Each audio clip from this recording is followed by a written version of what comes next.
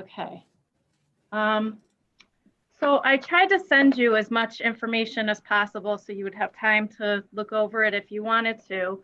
But there's a lot of information that we gathered for the health insurance, a lot of things to consider. And, you know, we found the plan that's most like ours.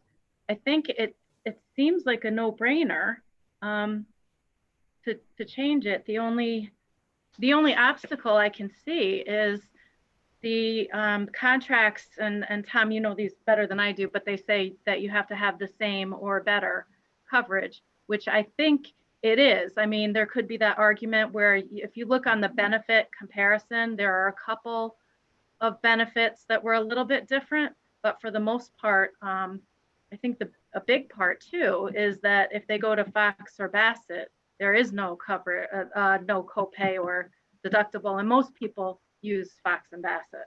Wow. So that would be, I think, that's huge. That would be a huge benefit for a lot of people. And you can see from that spreadsheet, I took the actual plan that we would go on that is the most similar to ours, which is actually a little better. The copay for prescriptions is a little bit better than what we have now. And I use those numbers, and you can look through and see the savings is not, there's a little bit of savings with the active employees, but the huge savings is with the retirees. So that's where we would gain.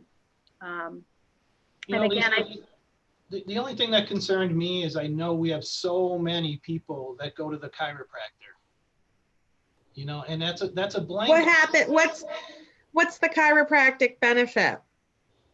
It's blank here, so I'm wondering if there isn't one. I can ask. I was going to say, this was the plan that my family was under. When Dave was working for BOCES, this is what BOCES uses. And I believe that there is reimbursement for chiropractor care, but it's usually self-submit. What do we have now? What? I don't know what ours is now. I have no idea. I mean, because Dave never worked in Oneonta City Schools, I don't know what the procedure is with that now. But you know, it's an extra step, but it's pretty seamless once you get into it. But I don't, you know, like maybe chiropractic patients already do self-submit, because I think a lot of chiropractors don't. Yeah, but at least I think that would be good if we could just kind of square that away. Mm-hmm. Okay, I just emailed Kevin. He usually gets right back to me, and then I'll have to find out what our plan covers. Do you know what our plan covers now? No, I don't. Okay.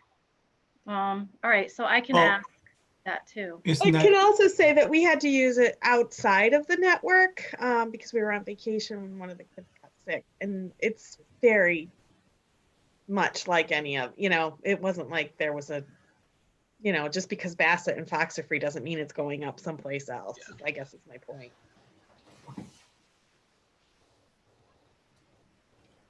I mean, I've actually been on Case BP before too, when I was in Delhi, and it is a really good plan. We have a really good plan now, and that is also a really good plan. They're pretty generous options. I think we're one of the few school districts that aren't utilizing Case BP. So he did tell me, the consultant, what he works for both. He's a consultant for both. And I know right before I came here, they had just changed the insurance. And he said that the reason we should be in Case BP because that's our BOCES and that's our self-funded plan. But they didn't offer the Blue Cross Blue Shield product, and that's what the district wanted, but they do currently offer that. That is what they offer now. So now it does match what we would have been in anyway. And we wouldn't have moved out of there if they had that, which they do now. So I think it's very, very comparable. What we would have to do, the notification is March 1st though. So we would have to notify the Broome Tioga plan by March 1st if we were pulling out. So there's a little bit of time sensitivity here to make a decision. So I think, what we would need to do is kind of market it or communicate it to the different union groups and then see what their questions are and get those clarified and then move forward. But we would have to do that pretty quickly. I'm ready to go with that. And, maybe that one last piece, if we can kind of just get that squared away. I've already set the stage with our Tims, with Tim Backus and Tim Nobling. So. And I would get it out there sooner rather than later so that if we do have to go and answer more questions, we have time to do that. Right. Absolutely. But if you look at also the comparison, with the rate projections, which they're not out yet, but we expect ours to go up more than KSBP. So, right now we're paying a little bit more, but when you put the projections into consideration, it'll be less. And then the employee share, whatever they pay between 6 and 10% or something like that, that's also going to go down a little bit, not a lot, but so as ours don't go up as much, their portion doesn't go up as much either. So, and currently, I think, I'll look that up. That would put us, if we did switch, it would put us below our budgeted amount right now. Whatever we budget now, it would be below that. So our budget would certainly go down on that line item. So that's a plus for us. Were there any other questions about the benefits or I know the one big thing, another consideration would help us, obviously we're expecting a few years of rough roads with the finances, and the consultant thinks right now we have about 4.7 million, but once our claims come in and things run off, he believes we would have an excess of $3 million, which we would get in the 22-23 year. So, and then if we had the 1.6 buy-in with KSBP, you still have $1.5 million of revenue, really,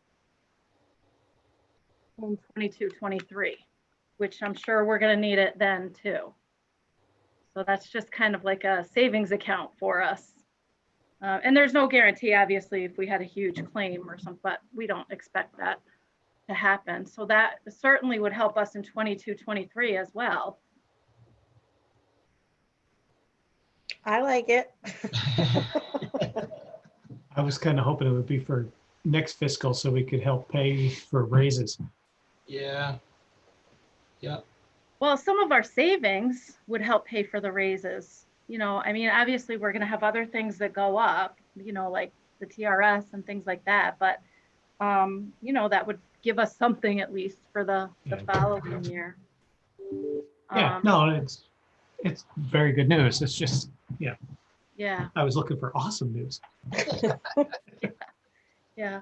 And the only thing I was thinking about, we had Tom and I put together the letter to send to the retirees, but we can't really send that out until we know we're switching, because that's kind of based on us switching the plan and moving them to the Medigap.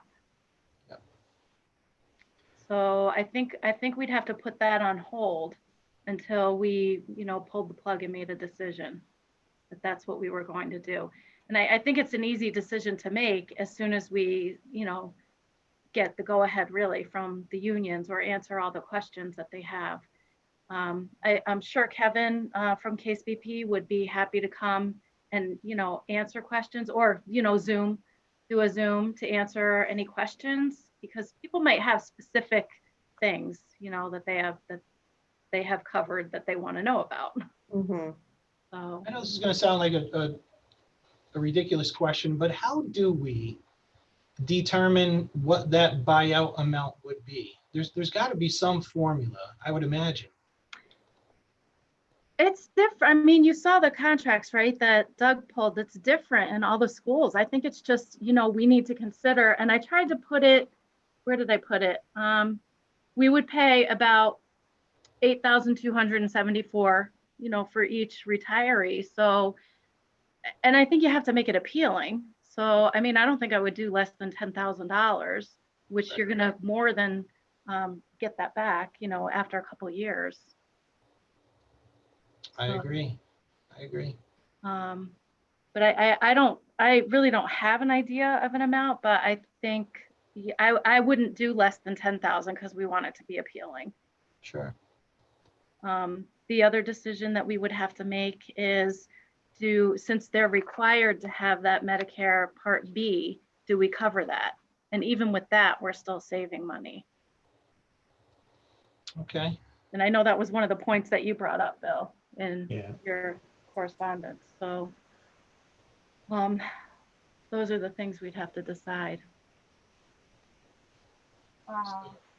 So I'll get working on it.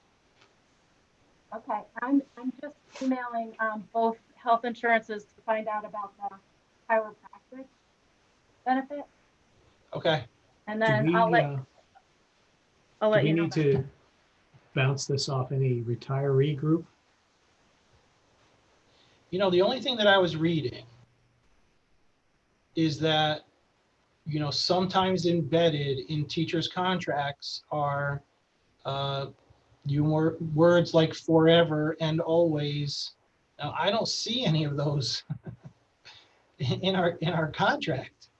So I don't know. I mean, we have been talking to Doug Favaloro, right, Lisa? I don't think he determined any concern with us reaching out. No, and basically, I think the contracts pretty much follow what the actives have. So Okay. now I have talked to other districts that do have this Medigap type plan. And they said that they have not had any complaints, which is unusual. You switch health insurance and people are going to have complaints, but according to the other districts that I've talked to, the retirees or the 65 and older population is very happy with this plan because it covers whatever their Medicare doesn't cover. So basically there's no cost. And, as far as the insurance plan itself, how much say does the union get? Do they get to ask questions, or do they have veto power? Yeah, they can. They have a lot of authority in this. I think where they could say something as if there was, even if it's just one benefit that's not the same or better, they could use that as this is not the same or better plan. And the contract says that, even though the rest of it is better. Kevin just answered. I mean, the no copay at Fox and Bassett thing that's huge. It is huge. It is, because most people use that. Yeah. Yeah. I mean, there's UHS in town and Yeah. So with Case BP, the chiropractic is paid at 80% after your annual deductible is met. Okay. And I'll let you know what Broome Tioga covers. Okay. Just for I comparison. bet you it's probably very similar. well, isn't that listed in column B on your spreadsheet? Deductible plus 20% co-insurance? For chiropractic? Yeah, for Blue Cross Blue Shield, it is on there. Oh, you're right. Yes. Yeah. Okay. Deductible and 20% so it's the same. Yeah. Okay. Perfect. Same. All right. Perfect. So, but if you think of anything or you hear any other, if anything pops in your mind, I can certainly ask both of them if there's anything specific. So I guess if there's nothing else, the next step is just for Tom to move forward with communicating with the unions, and we'll go from there.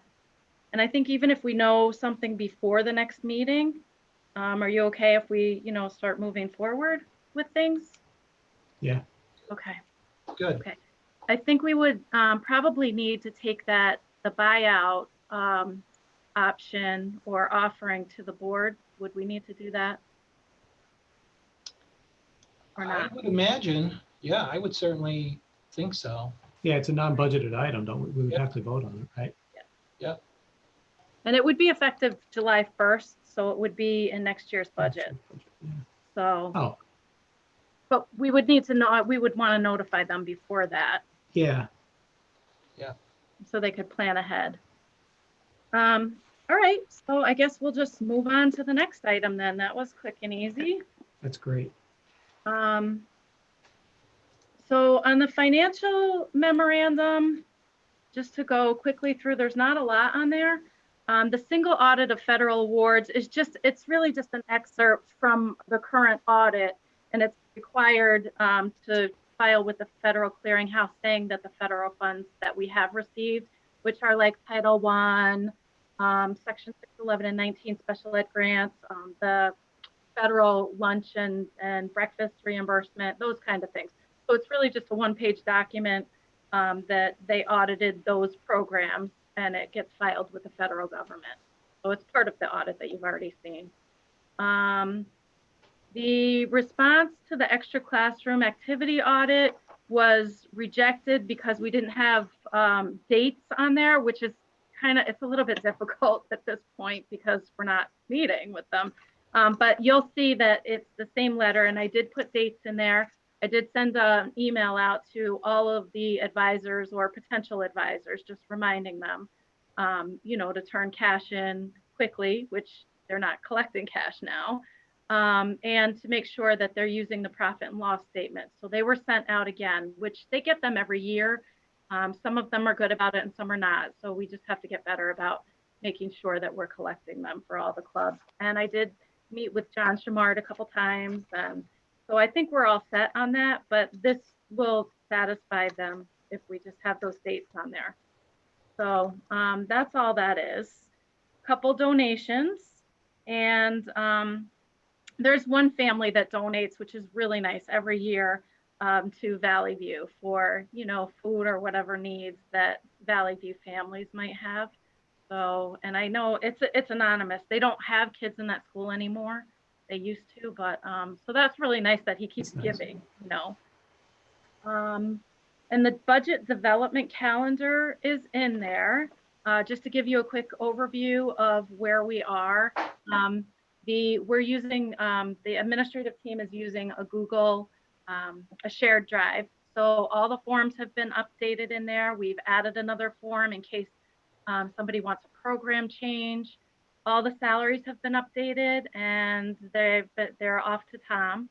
And I think on the 18th, we'll send, an email out to the administrators to say, start working on it, which I know they are already. And that's where we are with it. I just have to update the budget my own spreadsheet, but all the, the big areas, the salaries have been updated. So we're ready to roll with it. Obviously there's a lot of information that we don't have. And one of the things I was reading today, as far as the revenues, the state aid, the pandemic adjustment that we had, and then the federal government filled it in. And I was looking at the Board of Regents proposal, and I don't know if you had a chance to look at that yet. I just saw it today, but they were talking about, they're proposing that we have that restored over a 2-year period, which I thought was odd. Why would they, I don't know, stretch it out over 2 years? Why wouldn't they ask for one and get it over 2? But that was a little odd to me. But that's, we don't have those numbers yet. Oh, the other thing is, I forgot that we had an addendum on the finance, or not an addendum, it was just a second part, like a B, an A and a B. And the NILAF investment advisor change. So basically all that is the two companies that work with NILAF now, which is our, where we get the most interest, not a lot now, but the most interest. So we have our funds there, our excess funds there. They're just merging, that's all. But because it's kind of a self-funded group, you know, they're just merging into one of those names. So that's why you have to approve it. It's the same company, same advisors, same employees, same people, just merged. So it's one company name instead of two. And that's all that is. So all that big, long resolution for nothing. And I don't, Who's gonna work on the high school budget? We'll partner up. Joe has already expressed concern with that. So it'll probably be me, Tom Molay, and Joe Ballard kind of working through that. Okay. I did kind of getting off track a little bit. I did submit an MOU to the Oneonta Principals Association for Joe Ballard, just to give him a stipend to carry us through the end of the year with his added responsibilities. So it's a $7,000 stipend. Basically took what would be the next bump, you know, divided by half a year. It's I'm sure he'll be appreciative of it. So, but we'll be there for him too. He's been doing a nice job. Juan Pablo. Yes. So it's out to their unit. We just kind of worked through it today with Doug Favaloro. So it's out to Nancy and Ann. They'll present it to Joe. And once they sign it, you know, we'll get that on the next board agenda. So. I think collectively, I mean, we meet a couple times a week as an administrative team, and then Tom and I have a weekly meeting now on Fridays, starting this Friday, just specifically for the budget. So I think between all that, and we usually work together in the admin team anyway, and that's why last year we started doing these the Google shared drive so that we can all work together on it. So yeah. I think it'll work out. And that's all I have. Yeah, and I do also think that Ann will be a good resource for Joe too. You know, granted, you know, the last day she'll be in the building is the 23rd, but she doesn't officially, you know, retire until the 4th. So, and she has availed herself to Joe, so it should be okay. We'll work through it for sure. Okay. Did anybody have anything else? No? No. Okay. All right. Well, that was quicker and easier than I thought. Okay. Great work All with right. the insurance, really. Absolutely, Lisa, Yeah. and we'll talk too, because I'm thinking that would be what would be good if there was some sort of electronic copy of a case BP, I don't know, pamphlet or manual that can accompany your comparison as well. Okay, I'll ask him for that. Yeah, I know we have the paper copy, but I'm wondering if there is one digital that I can have when I push this stuff out to them. Well, I'm sure we can make a paper digital if they don't have it. Yeah, we could do We'll just that. scan it in. We So, could. yeah. All right, sounds good, All everybody. right. Thank you. Have a Good good one. night. Thank you. Thanks, see Bye. you tomorrow. Bye.